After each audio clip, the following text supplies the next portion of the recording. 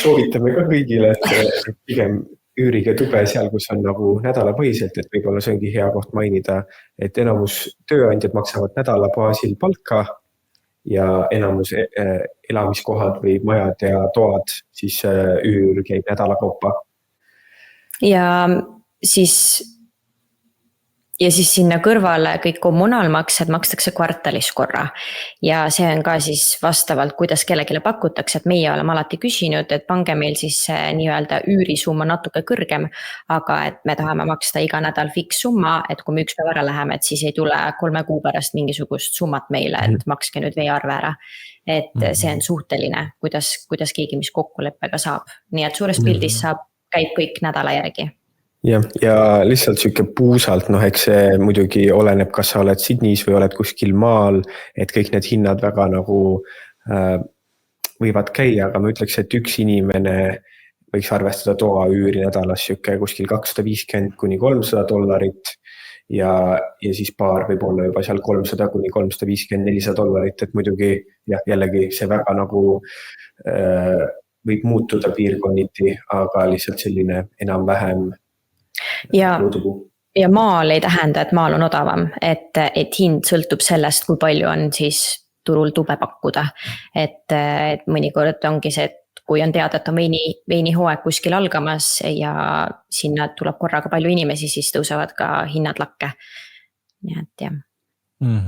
Kuidas internetiühendusega on, et sellest Austraalia on ju selline koht, kus võib-olla internetiühendust igal pool ei ole nii head, et palju neti eest peab maksma, et teadaolevalt siis noored tänapäeval on ju ikkagi netisõltlased, mis noored, tegelikult vanemad inimesed ka, eks ole, palju sinna alla raha kulub? See on nüüd et selline, ma ütleks, et 50 oleneb jälle inimesest, et kui palju kasutab on ju, aga et siuke $50 kuni $80 kuus võib see pakett olla, kui me räägime nüüd siis mobiilsidepaketist.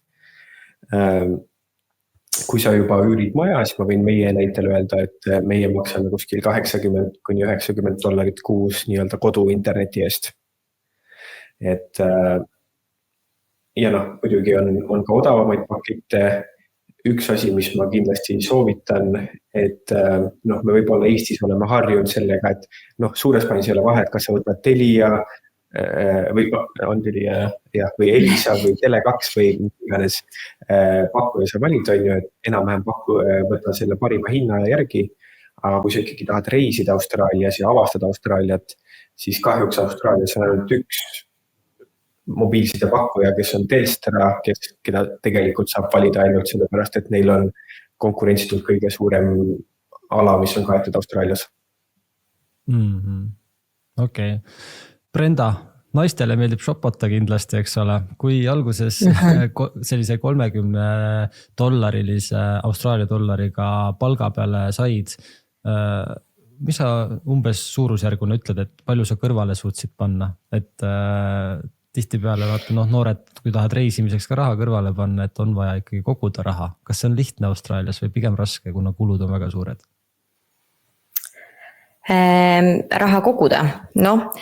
Oleneb inimesest, et minu jaoks need firmariided ei ole olnud alati kõige olulisemad, nii et Austraalias on pood Kmart, kus sa saad kõik riided alguses selga, kui on rahakott nii-öelda õhukesem. Tead, ma ei tea, kuidas, sest meie üldse esimene aasta ei olnud orienteeritud sellele tulnud raha koguda.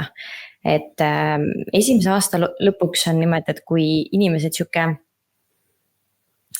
mitte nullis, aga ütleme, et kui sul on seal $3,000–4,000 või natuke rohkem, siis ma arvan, et see on päris hästi, sest see on siuke kuldreegel, et esimene aasta sa ju tuled, sul on vaja kõik asju osta, et sul kulub lihtsalt nii palju rohkem.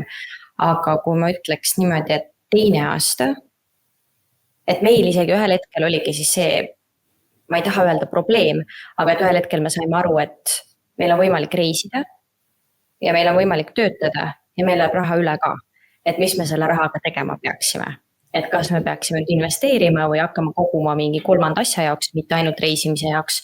Et kulud ja kõik need on suured, aga palk on suurem. Et et jah, ma ütleks ikka, et kui kogu aeg shoppamas ei käi ja maal sul ei olegi kuskil käia shoppamas, siis see raha ju peaks ainult kogunema sinna. Pluss on hea pluss see, et tavaliselt, kui sa elad sellist reisivat ja töötavat elustiili, et kogu elu peab autosse ka mahtuma, et ei saa uut diivanit ja telekat osta iga nädal, et kuu aja pärast peab see kõik autosse mahtuma. See on üks väga hea point tegelikult jah, et sa ei saa endale väga palju asju lubada, mis sul peavad mahtuma need autosse või seljakotti, nii et jah, ma tahaks ikkagi öelda niimoodi, et on võimalik väga häid ja suuri summasid koguda siin. Oleneb palju sa oled nõus ohverdama. Okei, aga ma küsin niimoodi, öelge hästi konkreetne number, kui üks noor praegu täna kuulab, mis summaga ta võiks ikkagi Austraaliasse sisse tulla